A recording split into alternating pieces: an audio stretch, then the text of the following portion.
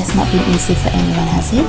It has been a while since I last freely travelled, so I decided to go through the old footages and make a collage of one of the best holidays I had in 2019, with a 1 night in Busan and 4 days in Seoul, South Korea. We arrived in Incheon International Airport in the early hours of the morning.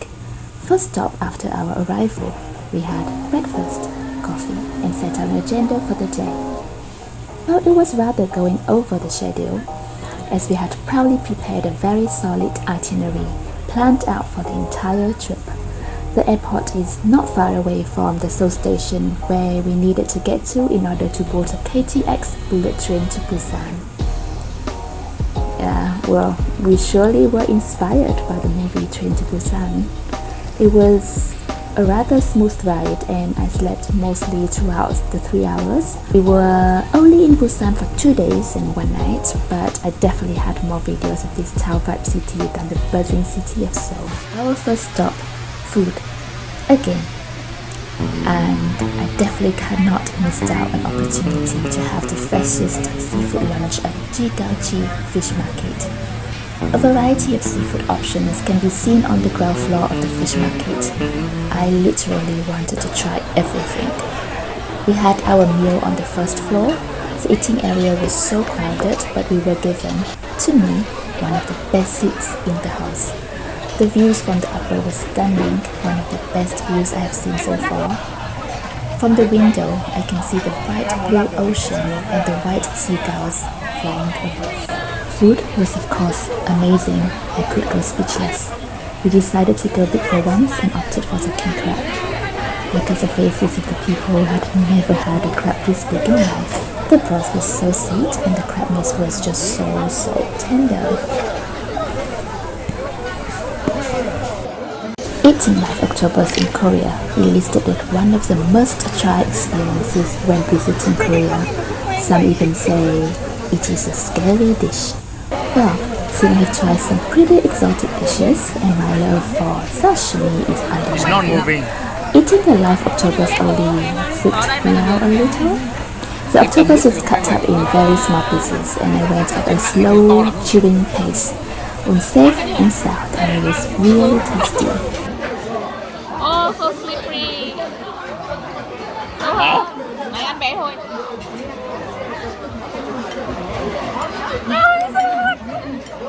Cái này khó gấp rồi. Đây rồi. Okay, stay. Oh my god. How was it? We next moved on to the famous alcoholic beverage, soju. I believe most brands of soju are made in South Korea and it is well known globally. It's basically fermented rice spirit. I understand this courtesy and respect to serve the oldest person at the table first. But wait, I wasn't the youngest at the table. Why was I given the honor to pour soju? Anyway. Chị đổ nước mọi người.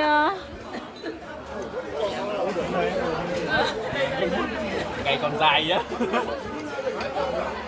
Bao nhiêu độ đây? Có mấy độ thôi, mấy độ.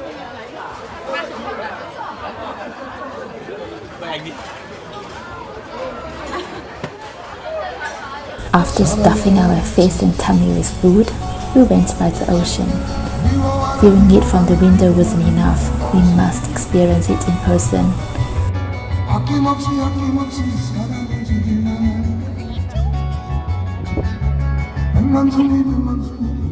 So, the theme of this video has been set. It no longer comes as a surprise. Of course, more food. Dinner was mostly protein. The restaurant owner was so friendly. He came to have a few chats with us and helped us prep the food.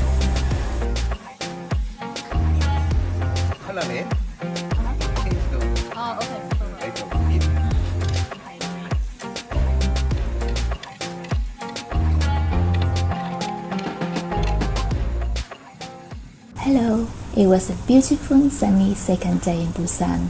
After bumping up our stomach with a delicious traditional beef soup with rice, we headed toward Taejongdae Resort Park.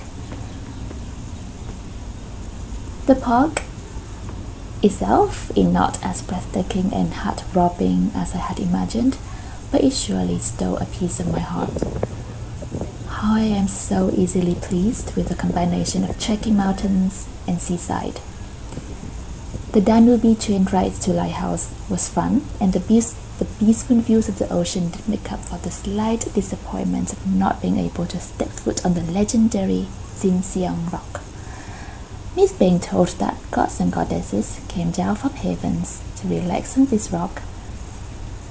I guess we weren't gaudy and goddess enough on that day to stand and relax on the rock. There, admiring from afar. It was still a very enjoyable trip though.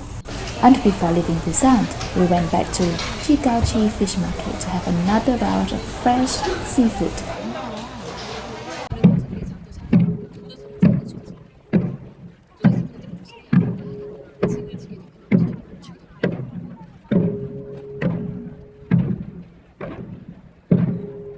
Day 4 started with what I most looked forward to. It was to wear a traditional hanbok and visit the Gyeongbokgung Palace. I was self-aware that my little crazy love for playing dressed up would keep me hooked on this activity for a good few hours, and it did. There were a few events that took place in the palace throughout the day. For example, the guard-changing ceremony, and we saw a group of royal resemblances walking the palace grounds. And I was so proud to wear the prettiest queen hanbok. Felt like I was in an ancient K-drama.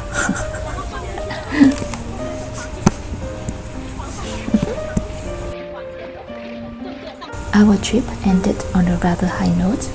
On the last day, we booked a day tour to Nami Island, Garden of Morning Calm, and Gangchon rail bike. It was truly a relaxing day spent in the countryside. If anyone has heard of the popular Winter Sonata K-drama, Nami Island is where the show was filmed. If one is more into the falling leaves and the beautiful red and orange colors on the island, autumn would definitely be a better time of the year to visit Nami. As we visited Korea in March, we saw our empty branches. The Gangchon rail bike was the most favorite. Well, it was my most favorite out of all 3 destinations. Soaked in the breeze of the wind, the smell of the country, and the magnificent view of the nature, a piece of my heart was left there as we flew out of Korea